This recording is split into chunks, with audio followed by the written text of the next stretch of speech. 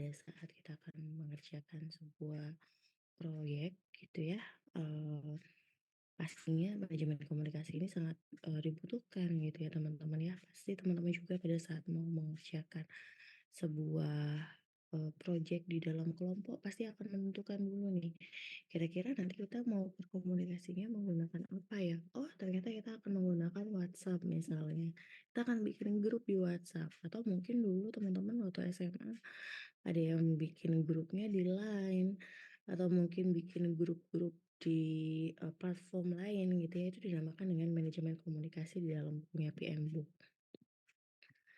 Nah, sebenarnya apa sih manajemen komunikasi gitu ya? Jadi, manajemen komunikasi proyek ini dia itu masuk ke dalam sebuah proses yang diperlukan untuk memastikan bahwa informasi dalam proyek itu dibuat dengan tepat dan juga cepat, baik dari segi pengumpulan, diseminasi, penyimpanan, dan juga disposisi.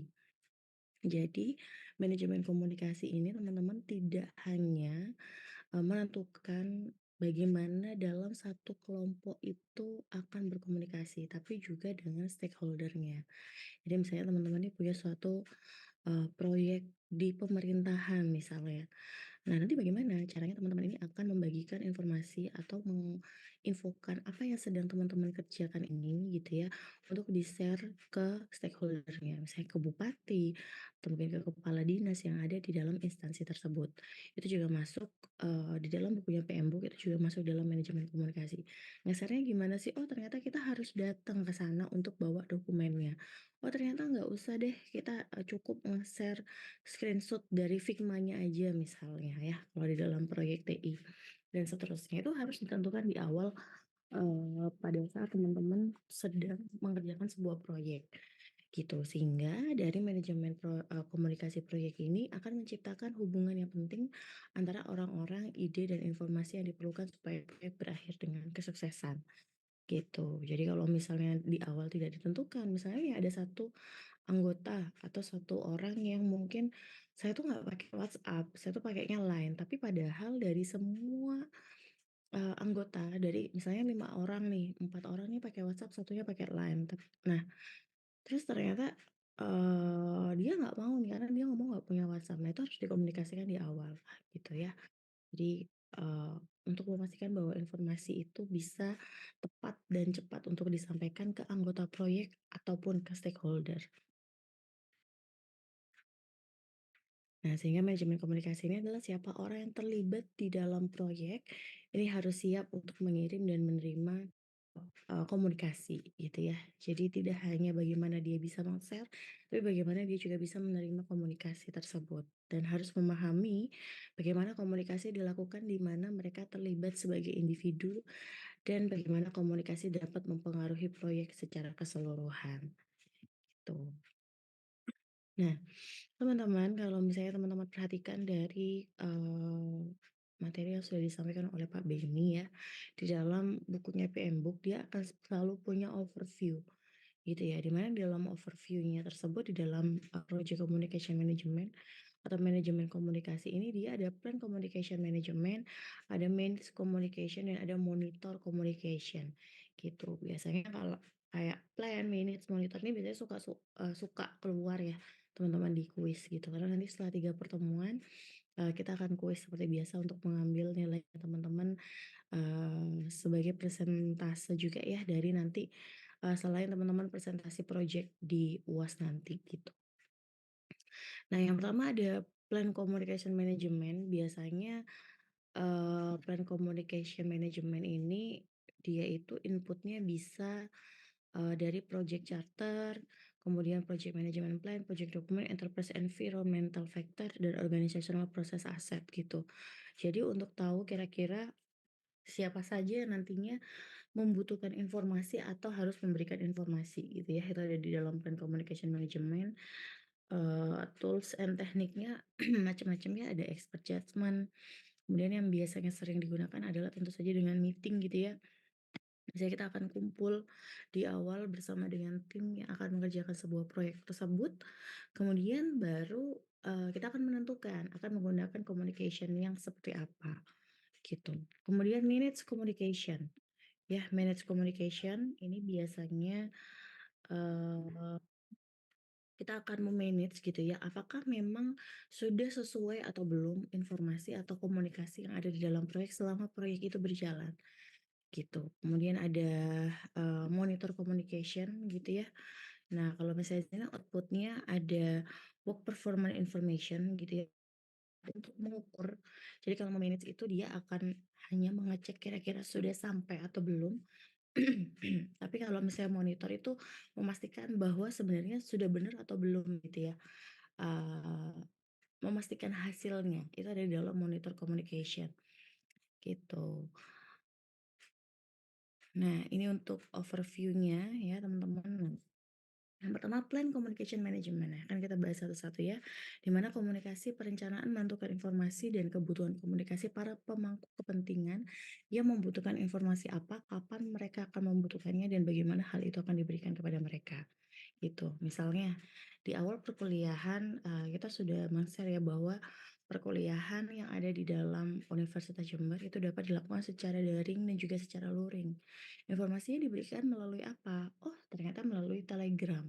Itu juga sebenarnya sebuah plan communication management pada saat, kontrak kuliah awal dilakukan gitu, sama dengan pada saat teman-teman akan mengerjakan, sebuah proyek gitu ya, di awal di plan communication-nya sudah ditentukan terlebih dahulu, gitu. Ya, kemudian kapan mereka akan membutuhkannya gitu ya, misalnya, oh ternyata perjanjiannya kita akan share pada saat, misalnya pakai Scrum gitu ya, di saat modul satu harus sudah di-share nih ke dalam stakeholder dan seterusnya. Itu dalam plan communication management. Kemudian manage communication ya. Jadi manage communication tadi saya bilang bagaimana, kita akan me-manage gitu ya. Kira-kira sudah benar belum ya, eee, apa namanya, pen kita meng-share atau mendistribusikan informasi, pembuat informasi yang diperlukan tersedia bagi stakeholder secara tepat waktu, gitu. Kenapa secara tepat waktu? Karena memang sudah dipastikan bahwa si stakeholder atau orang yang membutuhkan informasi tersebut tuh membaca juga gitu ya, sesuai dengan planning yang di awal. Misalnya dosen melakukan telegram misalnya ya ke mahasiswa gitu. Apakah itu nantinya dibaca atau enggak ya sama mahasiswa? Itu kan masih belum ya, peng-share-an itu, pendistribusian bisa sampai tepat waktu di handphonenya mahasiswa itu adalah manage communication-nya. Sedangkan, nantinya teman-teman untuk pesan itu sampai atau enggak itu ada di dalam monitor communication gitu. Ini monitor ya teman-teman ya.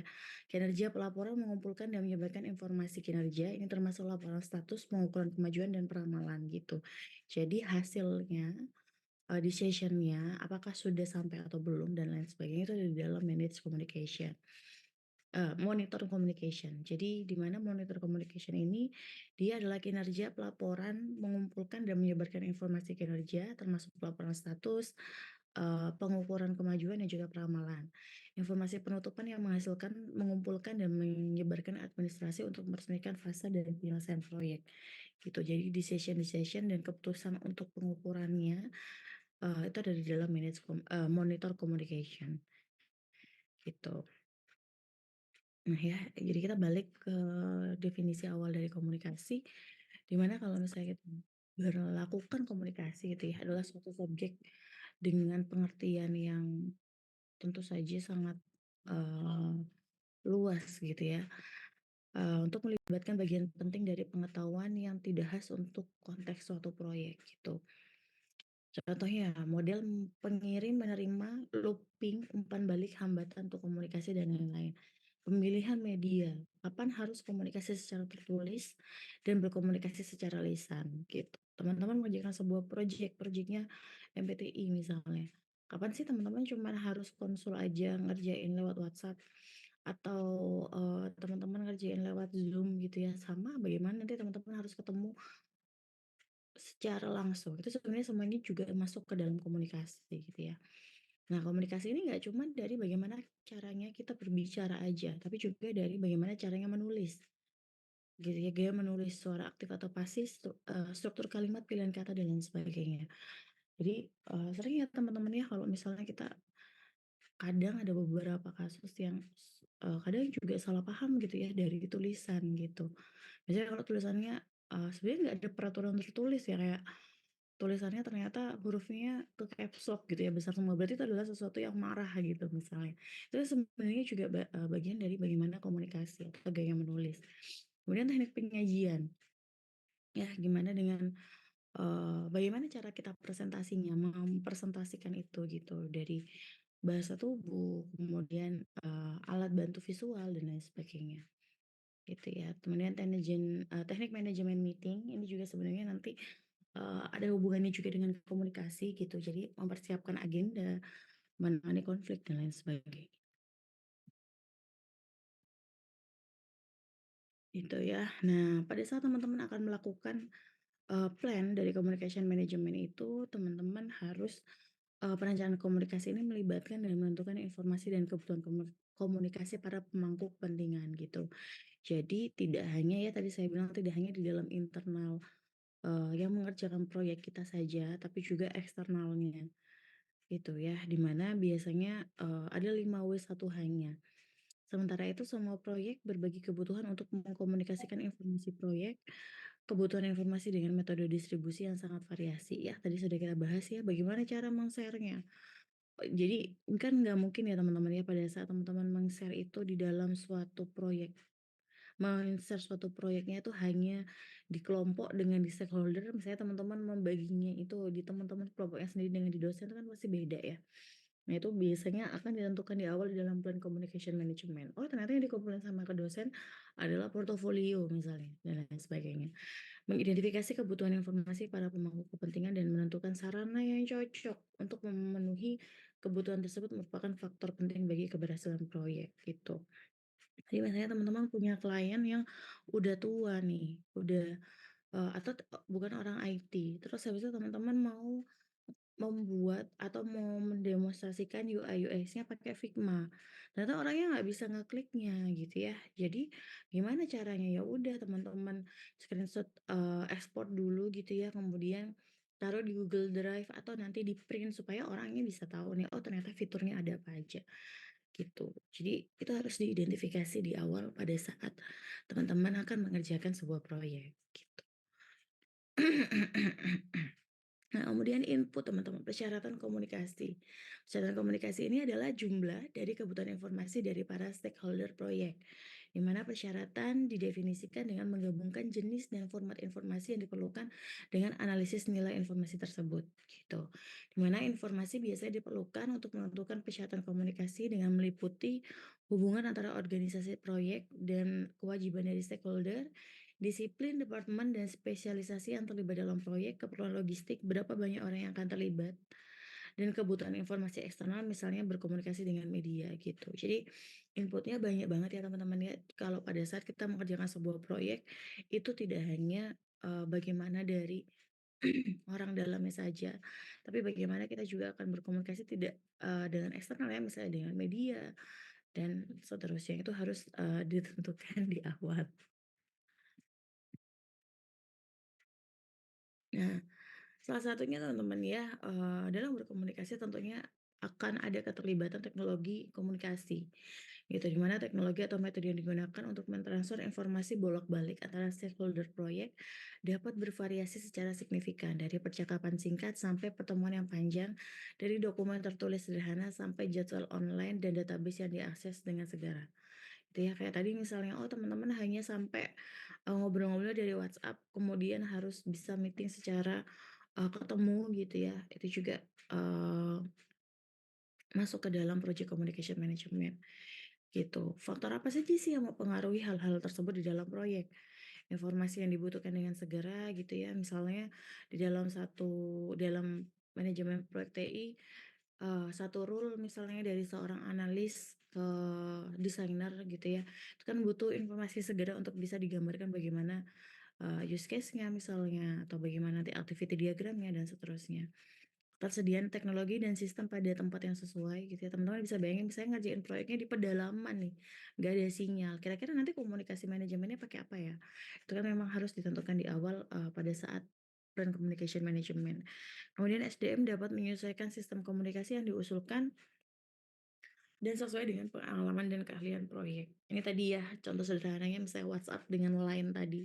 Ternyata saya tuh nggak pakai, WhatsApp nih gitu, tapi ternyata yang lainnya pakai, mau nggak mau harus menyesuaikan dengan yang ada dalam untuk keberhasilan dari, sebuah proyek tersebut.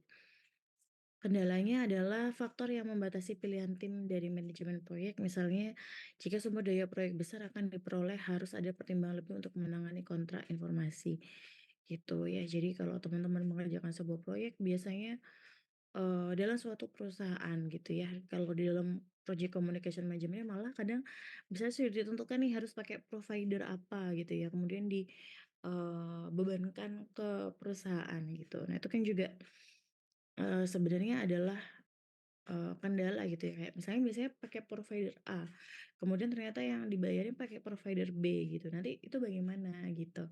Nah itu adalah contoh-contoh kecil dari kendala project communication management yang harus ditentukan di awal, gitu. Kemudian asumsi, nah ini ya, asumsi pada saat orang memiliki persepsi yang berbeda gitu ya, akhirnya di dalam project communication management ini bisa jadi miss karena akan menjadi sebuah, asumsi, gitu.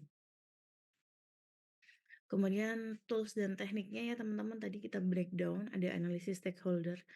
Jadi, saya lupa ya ada project scope management atau enggak, tapi di dalam project scope management itu kan kita sudah menentukan ya siapa saja stakeholder-stakeholder yang, membutuhkan atau yang terlibat di dalam proyek tersebut, gitu. Analisis ini harus mempertimbangkan metode dan teknologi yang sesuai dengan proyek yang akan diberikan informasi yang dibutuhkan.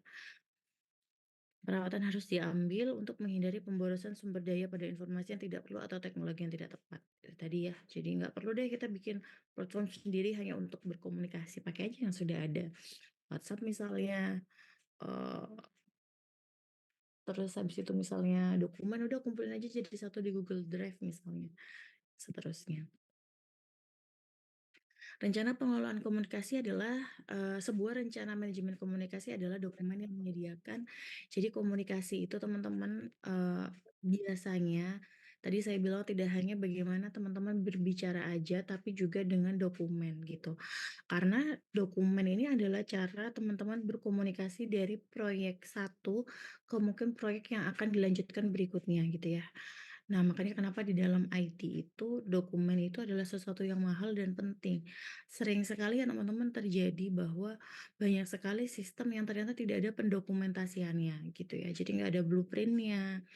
Kemudian, ya udah jadi misalnya bikin sistem ya cuman bikin sistem aja tanpa ada tahu use case-nya bagaimana. Sehingga, pada saat dokumennya itu tidak ada, sebuah sistem itu akan sulit nantinya untuk diukur.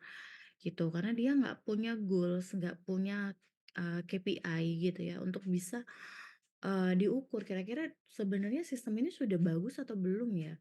Udah sesuai atau belum ya? Gitu. Nah sebenarnya ini juga sebuah, komunikasi bagaimana kita menuliskan itu ke dalam dokumen, gitu ya. Jadi kumpulan, sebuah rencana manajemen komunikasi adalah dokumen, di mana dia menyediakan kumpulan dan struktur arsip yang merinci metode apa yang akan digunakan untuk mengumpulkan dan menyimpan berbagai jenis informasi.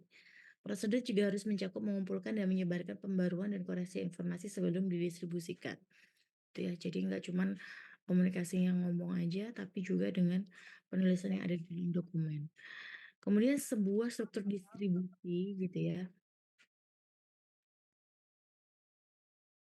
Struktur distribusi yang merinci kepada siapa informasi, status laporan, data, jadwal, dokumentasi teknis yang akan mengalir dan metode apa yang akan digunakan untuk mendistribusikan berbagai jenis, informasi. Penjelasan mengenai informasi yang akan didistribusikan termasuk format, isi, tingkat detail, dan konvensi atau definisi yang akan digunakan. Ya, jadi formatnya bagaimana itu juga sebenarnya masuk ke dalam project communication management. Karena misalnya nih, ini juga sering ya, ditanyain sama mahasiswa kayak, "Ini nanti formatnya bagaimana ya Bu, Pak?" Gitu. Itu kan sebenarnya juga informasi yang harus, diberikan gitu ya. Oh ternyata formatnya bebas nih, nggak ada format-formatan, yang penting, sudah lengkap misalnya dan seterusnya. Metode untuk mengakses informasi di antara komunikasi yang dijadwalkan gitu ya. Jadi apakah orang tersebut atau stakeholder tersebut masih bisa mengakses, dokumen tersebut saat sudah lewat, eee didistribusikan gitu ya, apakah bisa lihat terus atau enggak gitu ya, itu juga harus breakdown pada saat, eee, di part project communication management ini. Kemudian sebuah metode untuk memperbarui dan menyempurnakan rencana manajemen komunikasi seiring dengan pelaksanaan dan perkembangan, suatu proyek gitu ya. Oh ternyata nggak efisien nih pada saat kita nge-share-nya itu pakai WhatsApp gitu ya, karena ternyata nggak ada yang baca misalnya. Oh ya udah berarti ternyata kita harus, ketemu nih mau nggak mau. Jadi kita harus menjadwalkan ketemunya 1 minggu 3 kali misalnya. Nah itu, harus dibicarakan ya di dalam project communication management. Kemudian ini kayaknya sudah mulai yang terakhir teman-teman ada distribusi informasi.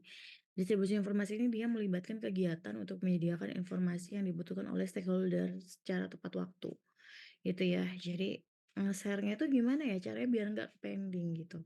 Ya termasuk menerapkan rencana manajemen komunikasi serta menanggapi permintaan informasi yang tak terduga, di mana inputnya adalah hasil kerja, rencana pengelolaan komunikasi, dan juga rencana proyek.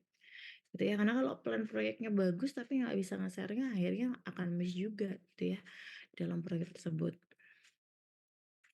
Kemudian ini tools and tekniknya di dalam distribusi informasi ya, ada keterampilan komunikasi gitu ya, gimana informasi yang diberikan itu adalah informasi yang, eee, tepat sasaran, nggak membingungkan sehingga tidak menimbulkan asumsi dari pembacanya, gitu. Kemudian sistem pengambilan informasi gitu ya, informasi dapat digunakan bersama oleh anggota tim dan stakeholder melalui berbagai metode termasuk sistem pengarsipan manual, database elektronik, perangkat lunak, manajemen proyek, dan sistem yang memungkinkan mengakses dokumentasi teknis seperti gambar teknik, spesifikasi desain, rencana uji, dan lain sebagainya.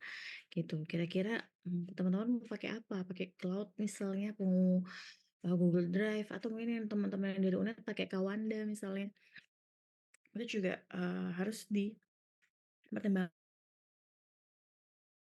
Kemudian metode distribusinya ya, apakah dia kayak kirim dari WhatsApp aja misalnya dan seterusnya.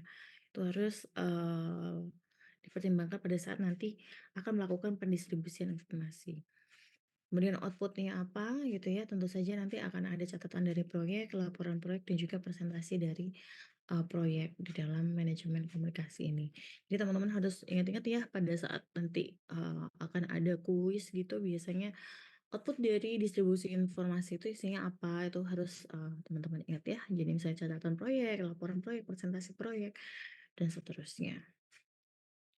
Kemudian yang terakhir ada, pelaporan kinerja. Jadi pelaporan kinerja ini adalah kegiatan mengumpulkan dan menyebarkan informasi tentang kinerja untuk memberikan informasi kepada stakeholder tentang bagaimana sumber daya digunakan untuk mencapai tujuan proyek. Prosesnya apa? Kayak status pelaporan, kemudian kemajuan pelaporan, dan peramalan untuk memprediksi status dan kemajuan proyek di kemudian hari. Tuh. Inputnya ada rencana proyek, hasil kerja, dan catatan proyek lainnya. Toolsnya apa? Toolsnya bisa dengan tinjauan kinerja, analisis varian, analisis tren, dan analisis nilai yang diperoleh gitu ya. Nah, nanti analisis nilai yang diperoleh ini kemarin mungkin sudah dijelaskan ya teman-teman sama Pak Beni ya. Jadi memperoleh nilai analisis dalam berbagai bentuk dalam metode yang paling umum digunakan dalam pengukuran kinerja. Jadi nanti pelaporan kinerja ini bisa melihat, oh komunikasinya kita ini sudah tepat atau belum ya. Gitu. Ini mengintegrasikan ruang lingkup biaya atau sumber daya. Pengukuran jadwal adalah langkah-langkah untuk membantu tim manajemen proyek dalam menilai kinerja menggunakan on value. Kemarin sudah dapat ya teman-teman di dalam cost management tentang si earn value ini. Kemudian, bisa juga pakai nilai EV, end value ini ya. Jadi, ada nilai rencana gitu ya atau plan value, ada biaya aktual ya, ini mungkin teman-teman sudah dapat juga. Ada actual cost, di mana biasanya, biaya sebenarnya ini harus sesuai dengan apa yang dianggarkan untuk PV dan EV-nya gitu. Jadi, kita akan menghitung juga nanti dengan project communication management ada hubungannya dengan cost management kira-kira memang sudah sesuai atau belum ya? Untuk melihat, oh ternyata sekarang misalnya proyeknya itu adalah 1 miliar. Ternyata pada saat kita sudah di dalam Gancat itu dia sudah di tengah jalan. Habisnya sudah berapa nih? Ternyata 500 juta. Oh, untuk melanjutkan dan menyelesaikan proyek 500 juta ini ternyata masih cukup gitu. Nah, itu bisa masuk ya juga di dalam communication management sebagai nanti pelaporan kinerja, gitu. Jadi cost-nya ini udah cukup atau belum? Apakah ada sumber daya yang harus kita buang atau enggak, gitu. Nah, kemudian ada pelaporan kinerja ya, output-nya tentu saja laporan kinerja dan permintaan perubahan gitu. Jadi misalnya tadi, oh ternyata nggak cukup nih uang kita, berarti ada yang harus kita rubah nih. Nah itu, nanti lahirnya itu dari si project communication management ini. Gitu. Kemudian administrasi penutup, ada arsip proyek, penutupan proyek, dan pelajaran yang dapat dipelajari. Ini tadi ya, bagaimana caranya kita berkomunikasi dari, proyek satu ke proyek yang berikutnya, gitu. Jadi nggak usah mungkin ya meeting-meeting biasa gitu ya, tapi yang paling penting adalah membaca membaca, dokumennya gitu ya, dengan si arsip proyek ini.